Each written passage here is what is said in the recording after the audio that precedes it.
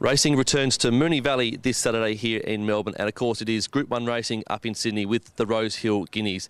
Mick Price is one trainer who's got an involvement in both meetings, and Mick joins us to have a chat about his runners across the weekend. Mick, first of all, let's talk about Moonee Valley. You've got a couple of really nice types there, the Fairest Kiss and Hallie Rocks. Talk us through the Fairest Kiss first. Fairest Kiss is drawn badly in the 1200 metre race there, and I just don't have much luck with her in those gates. She's a bit of a go-forward horse. I don't really want to ride her cold. And Moonee Valley 1200, every time I ride one cold from a bad gate at Moonee Valley, it just doesn't work. They get out the back, they run home, they run 5th or 6th. So, discussed it with Mr. Frost, and she can go to next Wednesday at Sandown. There's a fillies race there where she'll probably get 60, but B Noble is riding like a man possessed at the moment. He's really turned the corner, that kid. So he's going to claim 3 at Sandown Wednesday on a big track, and she'll be hard to beat there, I'd say.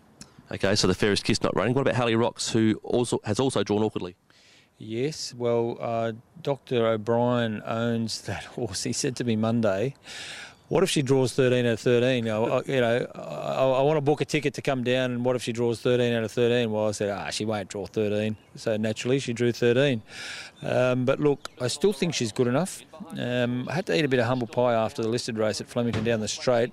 She got into a little bit of a tight spot there, but I didn't have a lot of excuses. I had to come back on how we rated her here. Doesn't mean she can't get black type at some point.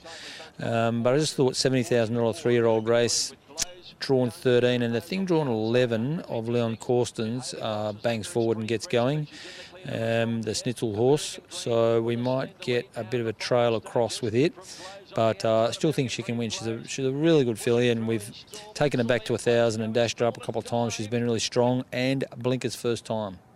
And you've got Trey Veet in the same race. She won well at Werribee. I couldn't find the right race for her, and Super Vobis and all that sort of thing. I didn't want to go to the bush against the older horses. She's only a 3-year-old filly, drawn barrier 1. I think inexperience is against her. She missed a kick at Werribee and did a good job. I'm not saying she can't run well, because she can, especially drawn barrier 1, but things need to happen right for her, and she needs to jump clean. And I'd like to see her win, but I just think at her second start, it's a big ask. Sydney's Carnival's been good to you so far. You had Samaready in the race there last week. We'll talk about that shortly. You've got Proliferate in the Group 1 there on Saturday, the Rosehill Guineas. What are your thoughts?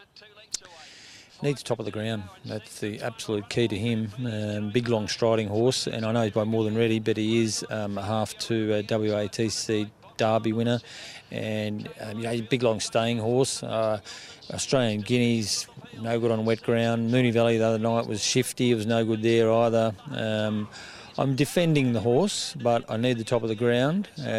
He works super on Tuesday on the dirt at Randwick. Look, he's drawn out there, but I don't think that'll worry him. But the key to being able to assess him will be the top of the ground. Speaking of Sydney, of course, 7 days ago, Samaready was devastating in her win en route to the Slipper. Has she come back to the stables here at Caulfield, and what are your plans with her going forward towards the Slipper? She stayed up there. We're staying at Ronnie Quinton's, and I think we've had a Group 1 winner out of there, Group 2 winner out of there, 2 Group 1 winners out of there. It's a funny old stable, but I love it there. Love training at Randwick, love the horses being at Randwick, and we left her up there. Paddy Payette's up there, who's been around the world with our horses, and she's done really well. She's just, nothing goes wrong. All the other things that go wrong with all the other horses, she's bulletproof. She's just trains on, her constitution's great. I mean, it looks on paper she's tough, but I just think she's a 2-year-old filly that enjoys racing, and she's sound, and she's got no physical issues, so therefore she's totally genuine. And, she's feisty on the track and quiet off it. It's just absolutely ideal. She'll probably do something Saturday morning up there, and then I'll be looking for a mate and have a course proper gallop on a Tuesday for her slipper gallop.